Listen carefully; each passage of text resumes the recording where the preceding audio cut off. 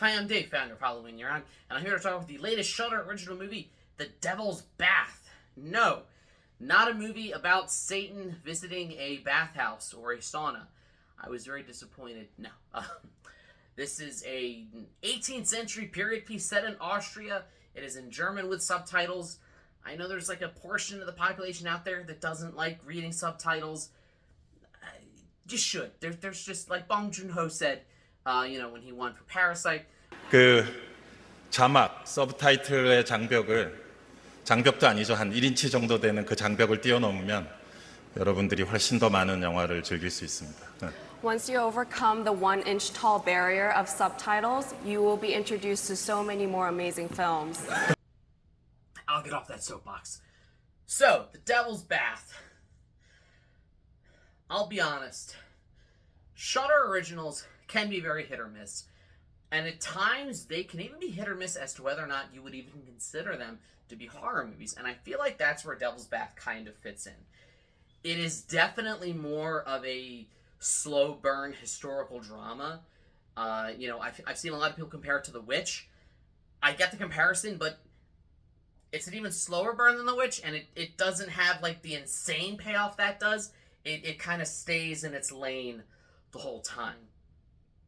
That being said, that doesn't mean it's a bad movie. It's actually quite creepy and disturbing if you're in the right mindset, in the right mood for it. If you're someone who likes your ghosts, you like your zombies, you like your slashers, you like your big, loud, messy kills and all that stuff, this movie's probably not your cup of tea. But if you're like me, I'm a history buff. I actually went to school to be a history teacher. That's what my degree is in. The more I looked into it, and the more I looked into the actual history it's based on, it is way more disturbing than I realized. So we follow this couple. They've just bought their house there in 18th century Austria. Life is chores. Life is surviving. Life is going down to the river to catch fish and prepare them. And life is doing everything you can just to get by, hoping you survive the winter. This is not a movie about the aristocracy. It's not a movie about the ruling class. It's not a movie about the people in history books, the movers and shakers of the time, building empires, fighting wars. It's about the common people and how their own world and their own kind of cultures, particularly when it comes to religion, kind of failed them and kind of set them up for failure in a way that, to its credit, it didn't intend to. So this movie, for those unfamiliar, I grew up Catholic. A lot of horror fans did. Wonder why.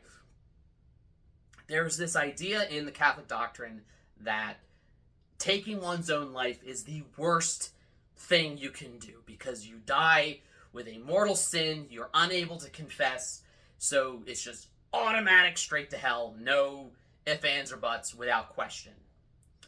So there was a very real, very unfortunate byproduct of this where in 17th, 18th century Austria and Europe, people found a loophole that if you wanted to do that to yourself, well, you couldn't just do it because that's the mortal sin, you go straight to hell.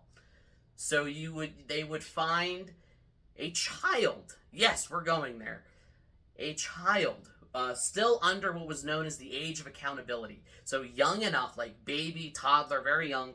So, the idea was, they're too young to understand sin, so they will just go to heaven because they can't be held accountable for their sins because they're not old enough yet. But they've been baptized. So they would murder these children, turn themselves in, confess, say, I'm sorry I did it, and then get executed for the crime. But that was the end result. They wanted to die, and they're like, if I just... It was like a suicide by proxy. It was like the equivalent of, raising a gun to the police, knowing they're going to fire back at you, and technically you didn't do it, but you created the situation for it to happen. That was the end result you wanted. And this movie explores that. And it's bleak, it's unsettling, and the fact that it really happened, there were like 300 cases of it in the 1700s alone, is really messed up. It reminds me, all of us historians and history majors, you kind of develop this like very dark sense of humor, because if you don't, you will just be depressed at how bleak and horrifying history really is.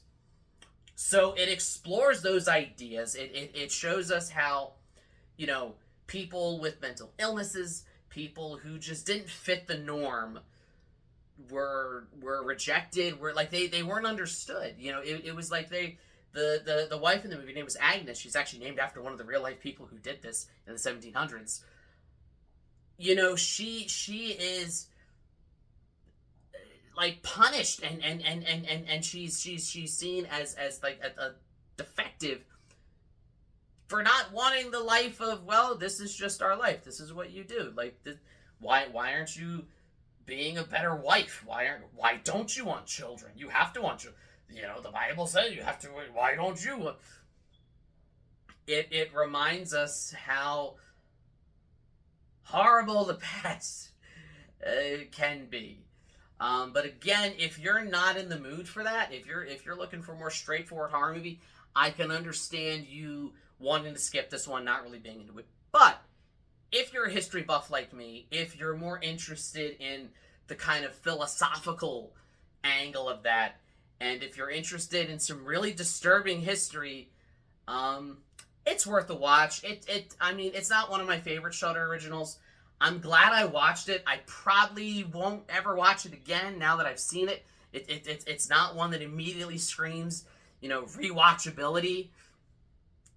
But it has something important to say. It gives you something to think about. And just me being, you know, a history buff, it's nice to be able to have something of an intersection between me as, you know, my love of history and my love of horror, kind of put them together. And, you know, I would say if you liked The Witch, you'll probably like this movie, but don't expect it to be The Witch, if that makes sense. But hey, these are just my thoughts. I would love to know yours. Did you watch The Devil's Bath? What did you think of it?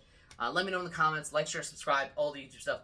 If you don't, you may end up getting stuck in a bathhouse with the devil. I don't even want to know what's going to happen there. And as always, every day is Halloween.